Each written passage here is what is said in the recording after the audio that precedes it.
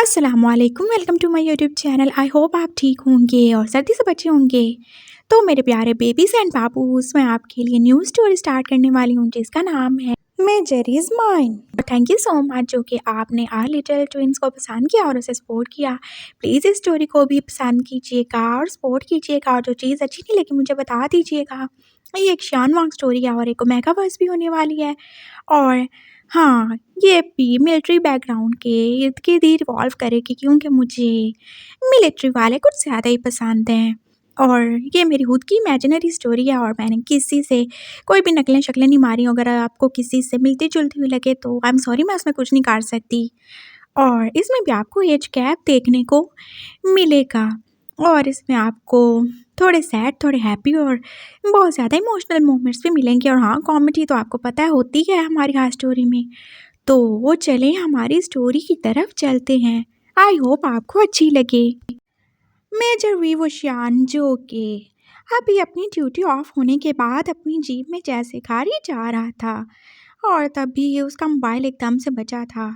उसने जीप को रोका था और फिर मोबाइल कान से लगाया था। हेलो।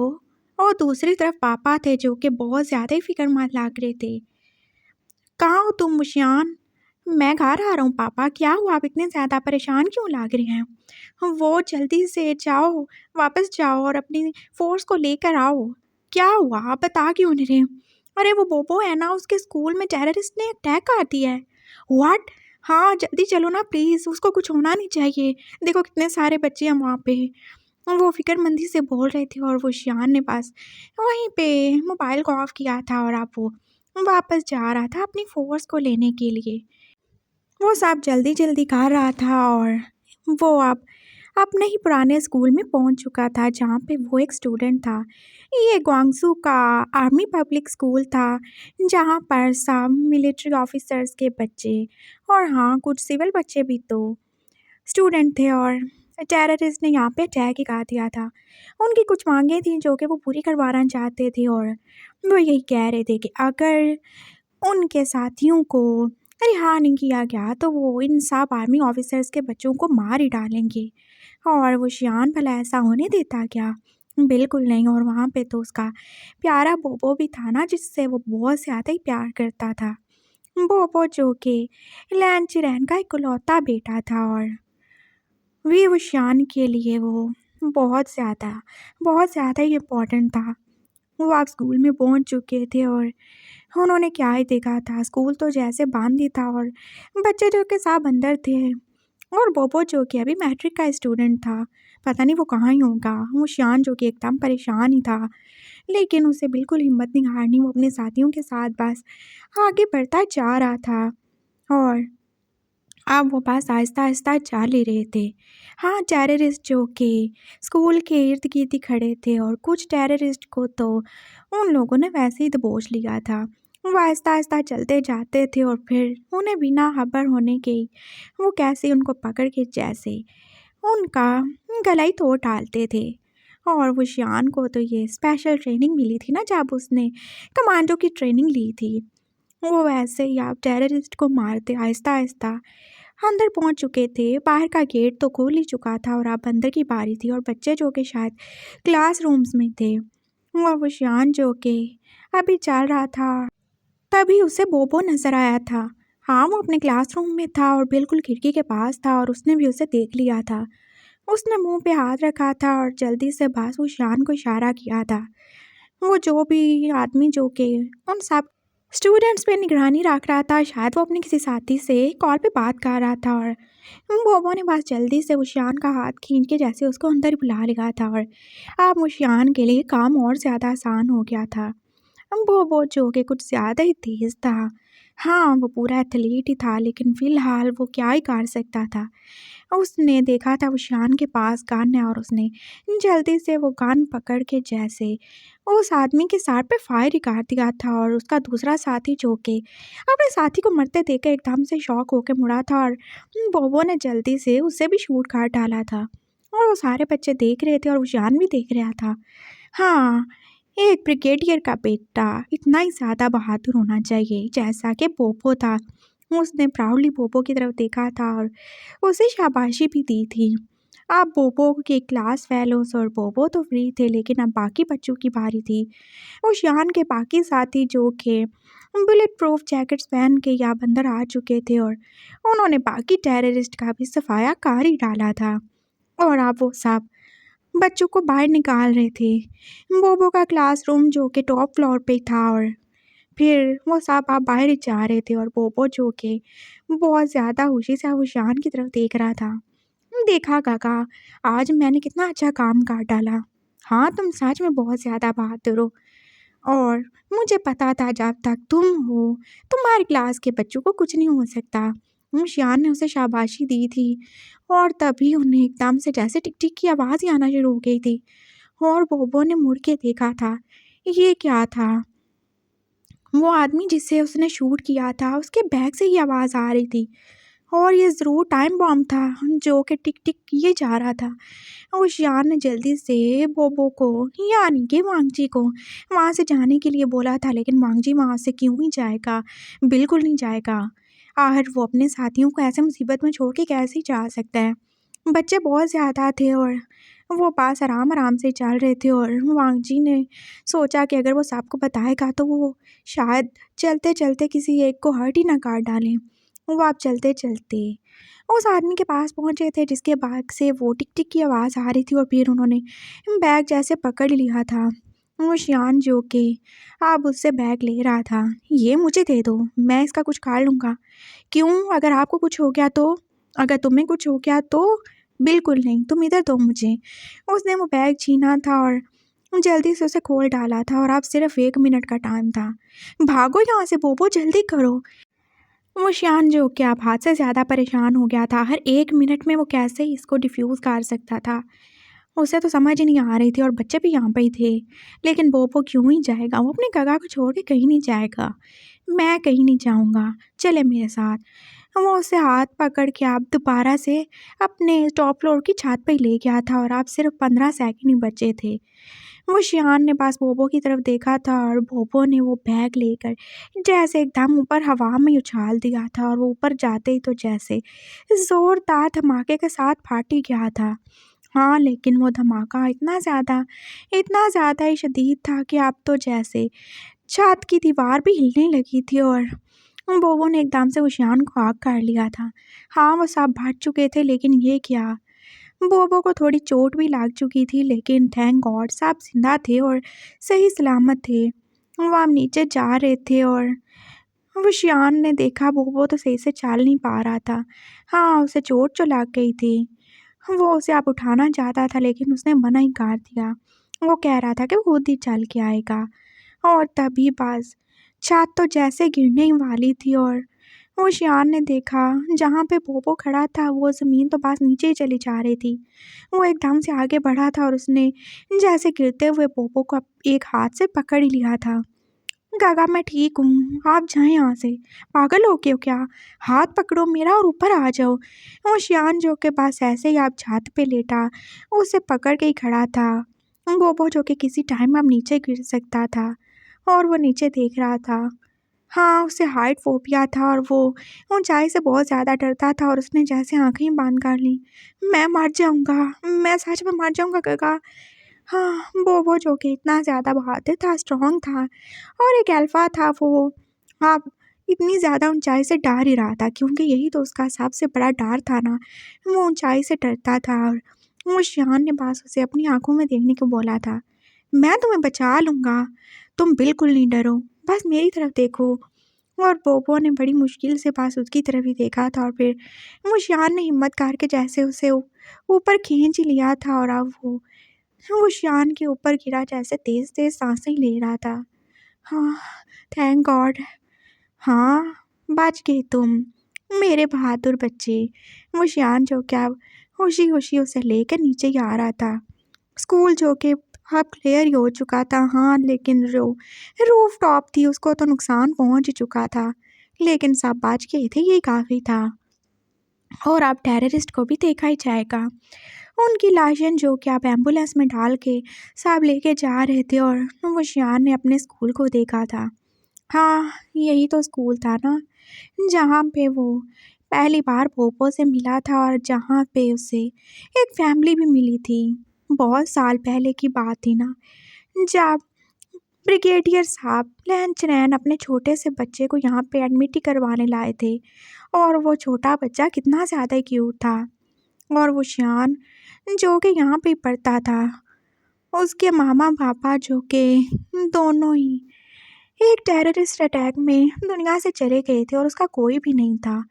और शायद कोई होता भी तो उसे क्यों ही पालते वो उसे एक ऑर्फनेज में दे चुके थे। और क्योंकि उसके माँ बाप दोनों ही आर्मी से थे, इसलिए वो एक आर्मी स्कूल में ही पढ़ता था और वो वहाँ से बस अपने ऑर्फनेज में चला जाता।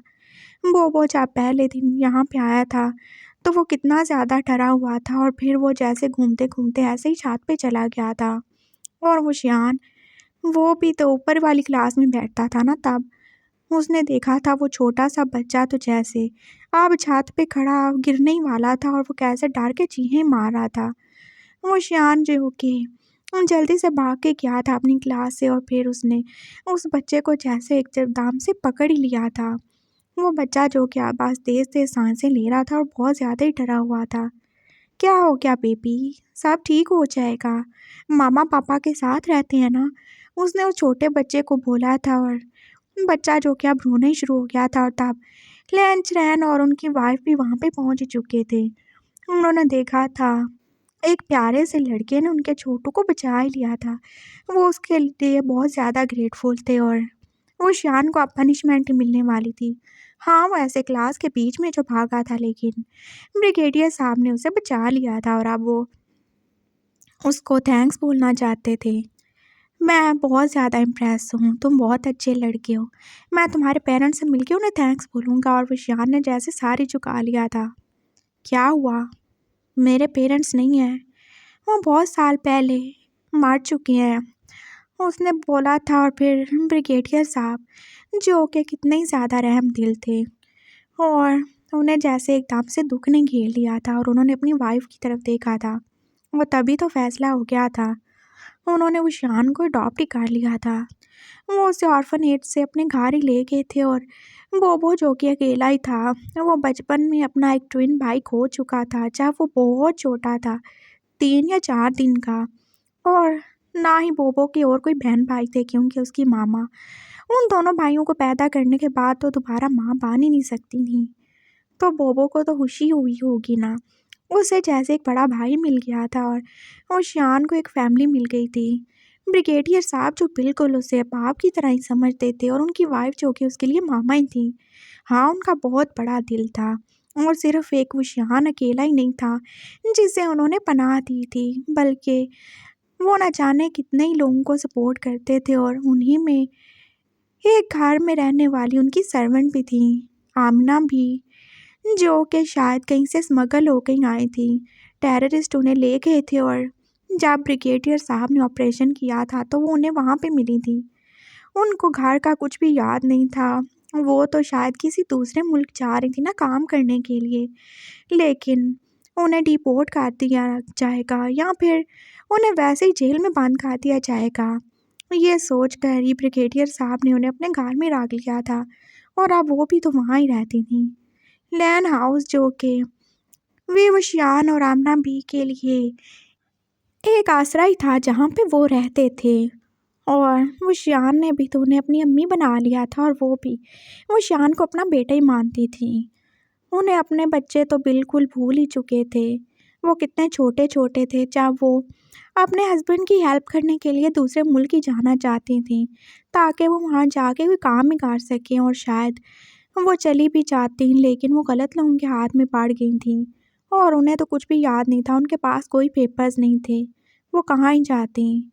और अब उस यान की सूरत में उन्हें अपना बेटा ही नज़र आता था। वो उसके लिए उसकी अम्मी थी और वो उनके लिए शायान था। वो सब इसी घर में तो रहते थे। वो अपने घर में आ चुके थे और बोबो यानी कि वांगजी अब दौड़ के जैसे अपनी माँ से लिपट गया था। तुम ठीक तो हो ना, क्या हो गया तुम्हें? मैडम लैन जो कि आप बोबो को चेक ही कर रही थी। हाँ मामा, ये बिल्कुल ठीक है, आप परेशान ना हो। देखें, इसने बहुत बहादुरी से 2 टेररिस्ट को मार डाला और इसने तो वो बम भी ऐसे उड़ा ही दिया था मुशियान जो कि अब उन्हें खुशी-खुशी बता रहा था। एक तो ये बहुत बड़े-बड़े काम करते हैं। मामा को उसकी फ़िक्र हो रही थी। और ये तुम ऐसे क्यों खड़े हो? उन्होंने देखा था वांग जी कैसे ही बेचारा मुश्किल से खड़ा है। मामा वो थोड़ी चोट लग गई। हाँ, चोट ही लगवाते रहना, मैंने तुम्हें कितनी दफ़ा बोला है, अपना ख़्याल रखा करो। चलो मेरे साथ, और तुम भी आओ, जल्दी से फ्रेश हो जाओ, चाय पी लो। बाकी सब ठीक है ना? तुम तो ठीक हो ना? मामा आगे बढ़ के उशियान को ही पूछ रही थी। हाँ जी, मैं भी ठीक हूँ, थैंक यू सो मच। ओह! तुम्हारी अम्मी कब से तुम्हारा पूछे ही जा रही हैं, जाओ उनसे भी जाके मिल लो। उन्होंने बोला था और उशियान जो कि अब अपनी अम्मी जान यानी कि आमना भी के पास ही जा रहा था। और ब्रिगेडियर साहब जो के देख रहे थे, ये कितना अच्छा है, अगर आज ये नहीं होता तो ये क्यों नहीं होता, इसे होना ही था। हमने इसे रखा है ना, ये हमारा बेटा है और ये ज़रूर अपने छोटे भाई की हेल्प भी करेगा। मैडम लैन ने प्यार से बोला था। ब्रिगेडियर साहब जो कि चुप ही हो गए। हाँ हाँ बिल्कुल।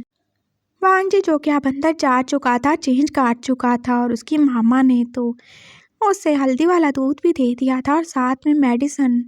हाँ, वो मेडिसिन जो कि वो हमेशा ही लेता था, और ये उसके लिए थी ज़रूरी थी बहुत ज़्यादा, क्योंकि वो बहुत ज़्यादा वीक था। उसकी मामा बताती थी जब वो छोटा था तो कितना ज़्यादा बीमार रहता था और उसका इम्यून सिस्टम काफ़ी ज़्यादा ही वीक था। इसलिए वो उसे बचपन से ही मेडिसिन देती थी ताकि वो मज़ीद वीक ना हो जाए, और इसी मेडिसिन ने तो आज वांग जी को इतना ज़्यादा तेज़ बना दिया था। वो एक अच्छा एथलीट था, वो कराटे भी अच्छे से खेलता था, उसे घुड़सवारी का भी शौक था, आर्चरी में भी वो नंबर 1 ही था।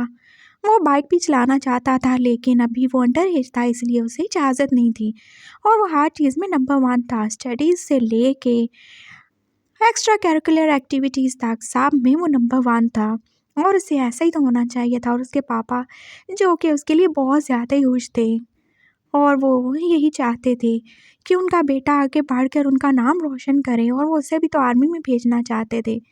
वो चाहते थे वो भी उनकी तरह ब्रिगेडियर नहीं तो कम से कम मेजर तो बने ही। और वो शियान जो कि उनका ये ख्वाब पूरा कर रहा था, लेकिन वो अपने बेटे के लिए भी यही चाहते थे, एक बेटा जिसे वो बहुत साल पहले ही खो चुके थे, जब वो कारगिल में थे, और उन्हें घर में से कॉल ही आई थी कि वो दो दो बच्चों के बाप बने थे, और कितने ज़्यादा खुश हुए थे, दो दो बेटे। और उनका तो जैसे अरमान था ना अपने दोनों बच्चों को फ़ौज में लाने का, लेकिन क्या ही हुआ था, एक बच्चा जो कि ज़्यादा सर्दी होने की वजह से बहुत ज़्यादा बीमार हो गया था, और वो 2 दिन के बाद जैसे मर ही गया था। वो वांग जी का जुड़वां भाई था, और वो कितने ज़्यादा दुखी थे, लेकिन उन्हें उम्मीद थी उनका एक बेटा तो है ना, और वो अल्फ़ा था ना, तो वो ज़रूर उनके ख्वाब को आगे पूरा करेगा। उन्हें और कोई ज़रूरत नहीं है परेशान होने की। यही था उनका अल्फ़ा बेटा, उनका सहारा बनेगा। ऐसा नहीं था कि वो मेगास को पसंद नहीं करते थे, लेकिन वो यही समझते थे कि एक अल्फ़ा जितना ज़्यादा स्ट्रॉन्ग हो सकता है, जितनी ज़्यादा आर्मी में आगे बढ़ सकता है, वो एक ओमेगा या बीटा नहीं कर सकता। और वो शियान की मिसाल तो उनके सामने ही थी। वो सब आप बैठे हुए थे, और आमना भी जो कि उनके लिए चाय बना के लाई थी। अम्मी, आज आपने चाय में चीनी कुछ ज़्यादा ही डाल दी है। ओहो शायान, कुछ भी नहीं होता, वैसे भी चाय थोड़ी तो मीठी होनी चाहिए। उन्होंने प्यार से उसके बाल सहलाए थे। अम्मी जान, मेरा नाम शायान नहीं है, आपको कितनी दफ़ा बताऊं? हाँ, मुझे तुम्हारा नाम याद नहीं होता, मैं क्या करूँ? ये क्या हुआ? वूश वूश वूश, मुझे नहीं होता। उन्होंने ऐसे बोला था, और शायान की तो जैसे खुद ही हंसी निकल गई। हाँ, उसका नाम खराब हो रहा था, लेकिन वो क्या ही करता। अच्छा ठीक है, आप शायान ही बोल लें। और ये बताएं, आज आप मेरे लिए बिरयानी बना रही हैं कि नहीं बना रही? हाँ बिल्कुल, क्यों नहीं, मैं भी बिरयानी खाऊंगा आपके हाथ की। वांग जी जो है कि एकदम एक्साइटेड हो गया। नहीं, तुम क्यों खाओगे? तुम जाओ अपने सीरियल्स खाओ या फिर नूडल्स खाओ जो कि तुम्हारे फेवरेट हैं। और शान ने जैसे एकदम से उसके सर पे हल्का सा थप्पड़ ही मारा था। क्यों काका, आपकी अम्मियाँ सिर्फ मेरी भी हैं, है ना? उसने जैसे आमना भी की तरफ देख के बोला था। हाँ हाँ बिल्कुल, मैं सबकी अम्मी हूँ। सबकी हैं तो क्या पापा की भी अम्मी हैं? उसने बोला था, और फिर साहब जैसे हंसने ही लगे थे। हाँ, वांग जी जो कि बहुत ज़्यादा ही नॉटी था, और वो बस ऐसे ही शरारतें करता ही रहता था, और घर में उसी के दम से तो रौनक थी ना। मामा, मेरे टेस्ट होने वाले हैं और स्कूल में 1-2 दिन शायद ना ही जाऊँ। तो? तो मैं क्या गगा के पास रुक जाऊँ? मुझे काम पे जाना होता है, तुम भूल गए क्या? मैं बिल्कुल फ्री नहीं हूँ। वो शियान ने बोला था। हाँ, तो मैं क्या करूँगा? मुझे पढ़ाएगा कौन? और मैं कह रहा था मामा, मैं 2-3 रातों के लिए गगा के पास सो जाऊँ क्या? उसने बोला था और मामा के हाथ से तो जैसे बिस्किट गिर ही गया था। क्यों? क्यों? रात को क्यों रुकना है तुमने? नहीं, मैं इनके पास सो जाया करूँगा ना और फिर मैं पढ़ भी लिया करूँगा। गागा भी तो रात को फ्री होते हैं ना। मैं कोई फ्री नहीं होता और मुझे आराम करना होता है। उसने देख लिया था मामा जो कि एकदम सीरियस ही हो गई थी। नहीं, रात को कोई ज़रूरत नहीं है, तुम दिन को पढ़ लेना। और वैसे भी गगा को परेशान मत किया करो, उन्होंने बहुत ज़्यादा काम करना होता है, वो थक जाते हैं। क्या वो अब रात को भी तुम्हें पढ़ाएगा? मामा ने बोला था और विशान चुप ही कर गया था। हाँ, वो देखता था कि मामा कभी भी उसे और वांजी को अकेले नहीं रहने देती थी। हाँ, वो उनकी आंखों के सामने जो मर्जी हंसे खेले मजाक करें, लेकिन वो कभी भी वांजी को उसके साथ अकेला नहीं छोड़ती थी। और वो शियान अच्छे से जानता था। हाँ, वो आखिर क्यों ही एक अनजान लड़के के साथ जो कि उन्हीं के घर में रहता है, अपने बेटे को इतना ज़्यादा फ्री होने देंगी? बिल्कुल नहीं। और वैसे भी ज़माना ही कहाँ था ना किसी के ऊपर एतबार करने का, चाहे वो आपके घर में क्यों ना रहता हो। और वो शियान को ये बिल्कुल गलत नहीं लगता था। वो उन्हें सही समझता था, हर वो अपने बच्चे की प्रोटेक्शन के लिए तो कर रही है ना जो कुछ, चाहे उनका बेटा अल्फ़ा ही क्यों ना हो, लेकिन है तो छोटा। और उससे कुछ भी इसमें बुरा नहीं लगता था, बल्कि वो तो उन्हें पूरा-पूरा सपोर्ट ही करता था। इसलिए तो वो वांगजी को हमेशा मना ही कर देता था, अपने साथ सोने के लिए या फिर रात को रुकने के लिए। वो सब अब चाय पी चुके थे और लंच होके अपनी वाइफ़ के पास ही अब आ गए। तुम्हें क्या ही प्रॉब्लम है? तुम क्यों उसे नहीं जाने देती? वो उसका भाई है ना? वो उसका भाई है, मैं मानती हूँ, लेकिन आपको भी पता होना चाहिए कि वो उसका सगा भाई नहीं है। हाँ, तो क्या हुआ? वो दोनों अल्फ़ा ही तो हैं ना, इसमें तुम्हें इतना ज़्यादा मसला क्या हो रहा है? बस ठीक है ना, मसला मुझे नहीं है। मैं ये नहीं कहती वो शियान बुरा है, लेकिन फिर भी मुझे अपने बच्चे के लिए बहुत ज़्यादा फ़िक्र होती है। वो बहुत ज़्यादा नॉटी है और वो अभी जवान हो रहा है। और जब इंसान बहकने पे आता है तो वो बिल्कुल नहीं देखता उसके पास कौन है और कौन नहीं। मैं वो शियान को जानती हूँ, ऐसा नहीं है। लेकिन इंसान को भटकने में और बहकने में कितनी देर लगती है। प्लीज़ आप मुझे गलत मत समझें। उन्होंने बोला था और ब्रिगेडियर साहब जो कि कुछ समझे और कुछ नहीं समझे थे। आखिर उन्हें क्या ही मसला था और वो क्यों ही वांजी को उसके गगा से दूर रखती थीं, ये तो बस वही जानती थीं। वांजी को बहुत ज़्यादा रिक्वेस्ट करने के बाद बस इतनी सी इजाज़त ही मिली थी कि वो 1 घंटा के लिए या ज़्यादा से ज़्यादा 1.5 घंटा 8 बजे से लेके 9 बजे या साढ़े 9 बजे तक ही वो शियान के पास मार सकता है, लेकिन उसके बाद नहीं। और वो इसी में ही खुश था। हाँ, मुझसे ज़्यादा मेहनत की ज़रूरत भी नहीं थी, वो जल्दी कवर कर लेगा। 2 दिन उसने स्कूल जो नहीं जाना, वो अब शाम के टाइम वो शियान के पास आया था, लेकिन वो भी फ्री नहीं था, वो तो अपनी बिरयानी खाने में बिज़ी था। और फिर वांगजी ने भी कुछ चाख ही लिया था और उसे हमेशा ही मज़े का ही लगता था ये सब कुछ। हाँ, अपने अजीबो-गरीब किस्म के नूडल से तो अच्छा ही था। और वो थोड़ी देर के बाद ही अपनी बुक्स भी ले आया था। वो शियान और आमना भी जो कि अभी तक 7 क्वार्टर में ही रहते थे। और ब्रिगेडियर साहब ने कितना ही ज़्यादा बोला था ना कि वो उनके घर में आके रहे, लेकिन वो शियान बिल्कुल नहीं चाहता था। उसे पता था वो कौन है, वो कहाँ से आया है, चाहे वो उसे कितना ही बेटा समझे, लेकिन वो कभी भी उनके हक पे डाका नहीं डालेगा। वो उनका एहसानमंद था, उनका ग्रेटफुल था और वो वहाँ पे ही रहेगा जहाँ उसकी जगह है, चाहे वो कितने पैसे कमा ले या कितनी ज़्यादा तरक्की कर ले। वो चाहता था वो जब भी कभी इतने पैसे इकट्ठे कर ले कि उसके पास अपना घर खरीदने के लिए गुंजाइश मान जाए, तो तब वो नया घर खरीद ही लेगा और वो आमना भी को लेके वहाँ पे शिफ्ट हो जाएगा। और उनका उसके अलावा कौन था? और वो उनका बेटा ही था ना। वो बस वैसे ही अब बैठा हुआ था। वहाँ पे 2 रूम थे, एक आमना भी के लिए और एक वो शान के लिए, और उसने अपना रूम अच्छे से साफ-सुथरा ही रखा हुआ था। हाँ, फर्नीचर जो कि काफ़ी अच्छा था, जो कि ब्रिगेडियर साहब ने दिया था। और ये एक उनका और एहसान था। वो बस अपने बेड पे बैठा हुआ था जब वांग जी अपना बैग लेके वहाँ पे आ गया था। चले ना गगा, आप पढ़ा लें, फिर आपने सोना भी होगा। वो उसे लेके आप सोफ़ा पे बैठ गया था और आप वो मैथ्स ही कर रहे थे और वांग जी जो कि कभी कॉपी की तरफ और कभी वो शान की तरफ देख रहा था। वो शान जो के पास बहुत ज़्यादा बिज़ी सा लग रहा था और वो उसको सारे सवाल तो हल करके ही दे रहा था और बाद में उसे समझाने वाला था। और वांग जी जो कि उसकी तरफ ही देख रहा था और पता नहीं क्यों ही उसे वो शान हद से ज़्यादा ही अच्छा लगता था। वो कितना ज़्यादा नाइस था, कितना ज़्यादा केयरिंग था और वो हमेशा उसकी इतनी ज़्यादा ही परवाह करता था। और तभी उसने देखा था वो शान के बाल जो कि उसकी आँखों के आगे ही आ रहे थे और उसने जल्दी से वो बाल पीछे किए थे और वो शान को टच करते जाने क्यों ही उसे थोड़ा-सा क्रांति लगा था। ये क्या हुआ? ऐसा क्यों हो रहा है? उसे कुछ समझ नहीं आई और वो भाई देखे ही जा रहा था। और शान उसको सवाल करा चुका था और फिर उसने समझा भी दिए और वांग जी का ध्यान जो कि बस उसी की तरफ था। वो ऐसे ही करता था, वो जब भी अकेले होते वो उसको देखता ही रहता था, देखता ही रहता था और उसे पता नहीं था वो ऐसा क्यों ही करता है। वो शान जो कि अब उसको समझाते-समझाते जैसे थक ही गया था और उसकी आँखें तो बंद ही होने लगी थीं और उसे पता ही नहीं चला था, वो तो जैसे सोफ़े पे पीछे गिर ही गया था। हाँ, वो बहुत ज़्यादा ही थक गया था आज और जो कुछ हुआ उसके बाद तो उसे थकना ही था।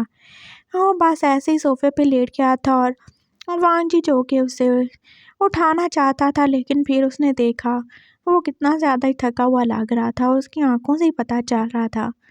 वो अब अपनी चीज़ें समेट रहा था और अब उसे जाना ही था ना वापस। हाँ, काम तो हो ही चुका था और अब वो गगा को क्यों ही डिस्टर्ब करे।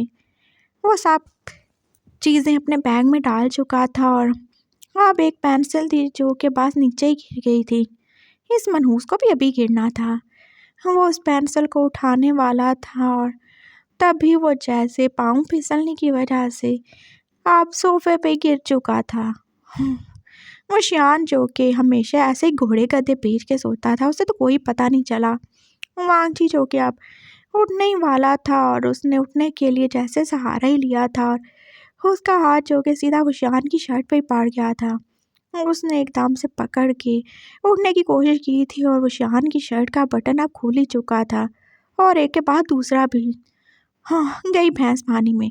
अगर गगा को पता चल गया वो तो मारेंगे। वो जल्दी-जल्दी उठा था और फिर उसे एकदम जैसे अजीब-सी, अच्छी-सी स्मेल ही आना शुरू हो गई थी। ये कहाँ से आ रही है?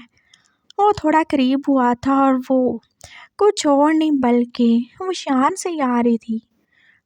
बहुत अच्छा परफ्यूम है इनका। मैं इनसे पूछूँगा कौन-सा है। वो जैसे पास हो के उसे स्मेल ही कर रहा था और उसने जैसे आँखें बंद कर ली। ये जब भी मैं गगा के इतने ज़्यादा करीब होता हूँ, मुझे इतना ज़्यादा अच्छा क्यों ही लगता है?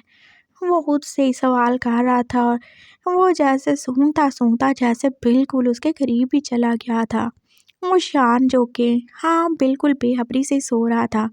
उसे कोई पता नहीं था कि कोई उससे स्मेल ही किए जा रहा है। और फिर वांग जी थोड़ा और ही ऊपर हुआ था और अब वो शान के लिप्स की तरफ देख रहा था। गगा के लिप्स कितने ज़्यादा प्यारे हैं, एकदम परफेक्ट। वो उन्हें टच करना चाहता था और उसने हाथ आगे किया। नहीं, नहीं, नहीं, नहीं, अगर ये उठ गए तो बहुत ज़्यादा मारेंगे, जाता हूँ मैं। लेकिन फिर उसका दिल मान ही नहीं रहा था। उसने जैसे अपने हाथ से उसके लिप्स को टच किया था। हाँ, वो कितने सॉफ्ट थे। ओह! ये कितने सॉफ्ट लग रहे हैं। वो जैसे वहीं बैठ के वो शान की ब्यूटी को ही एडमायर कर रहा था और तभी दरवाज़े पे कोई आया था और जिसने खा जाने वाली नज़रों से वांग जी की तरफ ही देखा था।